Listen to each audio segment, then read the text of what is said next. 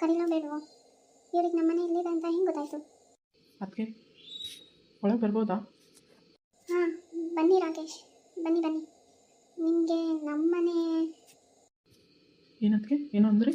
ಏನಿಲ್ಲ, ಬನ್ನಿ ಒಳಗೆ. ಹೇಗಿದೆಯಾ ಪಾವನಿ? ನಿನಗಂತೂ ನಮ್ಮ ನೆನಪೇ ಆಗಲ್ಲ ಅಲ್ವಾ? ನೋಡು, ನಾವೇ ನಿನ್ನ ನೋಡ್ಕೊಂಡು ಬರೋಂಗಾಯ್ತು ಇವಾಗ. ನೆನ್ಪು ಮಾಡ್ಕೊಂಡಾದ್ರೂ ಏನು ಮಾಡಬೇಕು? ಇಷ್ಟ ಇಲ್ಲ ಅಂದರೆ ಮತ್ತೆ ಮತ್ತೆ ಬಂದು ಯಾಕೆ ತಲೆ ತಿಂತಾರೋ ಏನು? ಬನ್ನಿ ಬನ್ನಿ, ಇಬ್ಬರು ಒಳಗೆ ಬನ್ನಿ, ಕುತ್ಕೊಳ್ಳಿ. ಮನೆ ಚೆನ್ನಾಗಿದೆ. ಏನು ಮಾಡ್ಕೊಂಡಿದ್ದೀಯಾ ನೀನಿಲ್ಲಿ? ಅಂದರೆ ಏನು ಕೆಲಸ ಮಾಡ್ತಿದ್ಯಾ ಅಂತ? ಹೀಗೆ ನಮ್ಮನ್ನು ಒಳಗಡೆ ಕೂರಿಸಿದ್ರೆ ನಿಮ್ಮ ಓನರ್ ಏನು ಅನ್ನಲ್ವಾ? ಏನಪ್ಪ ಮಾತಾಡ್ತಿದ್ದಾರೆ ಇವರು? ಓಹೋ, ನಾನು ನಿಮ್ಮ ಮನೇಲಿ ಕೆಲಸ ಮಾಡೋಳು ಅಂತ ಅಂದ್ಕೊಂಡಿದ್ದೀರಾ? Okay okay. ನನ್ನ ಸ್ಥಾನ ಹಿಂಗೆ ಇರಬೇಕು ಅಂತ ಎಷ್ಟೆಲ್ಲ ಆಸೆ ಇಟ್ಕೊಂಡಿದ್ದಾರೆ ಭಗವಂತ. ಅಮ್ಮ, ಕೆಲಸ ಎಲ್ಲ ಮುಗೀತು. ಅಪ್ಪನೂ ರೆಡಿ ಮಾಡಿದೆ. ಅಭಿ ಅಣ್ಣ ತಿಂಡಿ ತಿನ್ನಿಸ್ತಿದ್ದಾರೆ ಅಪ್ಪುಗೆ.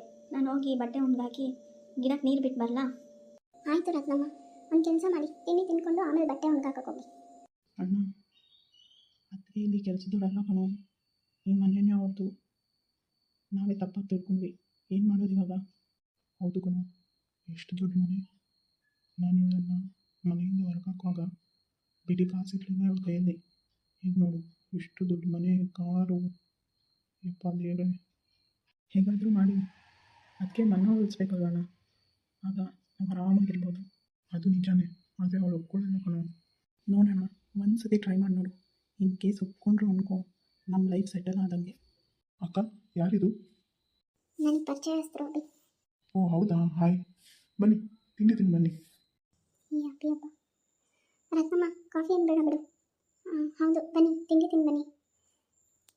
ರತ್ನಮ್ಮ, ಪಾತ್ರೆ ಎಲ್ಲ ತಂದು ಡೈನಿಂಗ್ ಟೇಬಲ್ ಮೇಲೆ ಜೋಡಿಸು, ನಾನು ಈಗ ಬರ್ತೀನಿ. ಹೋಗಿ ಹೋಗಿ ತಿಂಡಿ ತಿನ್ಕೊಂಡ್ಬನ್ನಿ, ಆಮೇಲೆ ಮಾತಾಡೋಣ. ಸರಿ ಆಯಿತು. ಯಾರು ಇಷ್ಟೊಂದು ಓವರ್ ಆ್ಯಕ್ಟಿಂಗ್ ಮಾಡ್ತಿದ್ದಾನೆ? ನೋಡೋಣ ಬಾ ಅಣ್ಣ, ಎಲ್ಲ ಗೊತ್ತಾಗುತ್ತೆ. ಮಾಮ, ಯಾರದು ಬಂದಿರೋದು? ಗೊತ್ತಿಲ್ಲ ಅಪ್ಪು, ಅಮ್ಮನ ಫ್ರೆಂಡ್ಸ್ ಅನ್ಸುತ್ತೆ. ನೋಡೋಣ ಇರೋ, ಅಮ್ಮನೇ ಹೇಳ್ತಾರೆ. ಸರಿ. ಅದಕ್ಕೆ ತಿಂಡಿ ಮಾತ್ರ ಸಕ್ಕತ್ತಾಗಿತ್ತು. ಏನಿವತ್ತು ಎರಡೆರಡು ತಿಂಡಿ?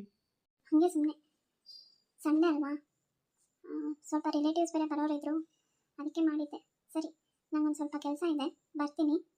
ಅಮ್ಮ, ನಾನು ಬರ್ತೀನಿ. ಒಂದು ನಿಮಿಷ, ಈಗ ಬಂದೆ. ಏನಾದರೂ ಮಾಡುವಣ. ಈಗ ಕೈ ತಪ್ಪಿದ್ರೆ ಮತ್ತು ಇನ್ಯಾವತ್ತೂ ನಾವು ಇದನ್ನು ಸಾಧಿಸೋಕ್ಕಾಗಲ್ಲ. ನೋಡಿದೆ, ಎಷ್ಟು ದೊಡ್ಡ ಮನೆ. ಮೈ ಗಾಡ್, ಅಷ್ಟು ಈಸಿಯಾಗಿ ಮಾತು ಕೇಳೋಳಲ್ಲ ಅವಳು. ಹಾಗೇನಾದರೂ ಇದ್ದಿದ್ರೆ ನನ್ನ ಮನೆಯಿಂದ ಹೊರಗೆ ಹಾಕುವಾಗಲೇ ನನ್ನ ಕಾಲು ಇಟ್ಕೊಂಡಾದ್ರೂ ಮನೇಲಿ ಜಾಗ ಗಿಟ್ಟಿಸ್ಕೊತಿದ್ಲು. ಈ ಥರ ಒಬ್ಬಳೇ ಒಂದು ಇಷ್ಟೆಲ್ಲ ಸಂಪಾದನೆ ಮಾಡ್ತಿರ್ಲಿಲ್ಲ. ಆವಾಗಲೇ ಕ್ಯಾರೆ ಅಂದಿಲ್ಲ ಅವಳು. ಈಗ ಯಾಕೆ ನಮ್ಮನ್ನು ಒಪ್ಕೋತಾಳೆ ಹೇಳು?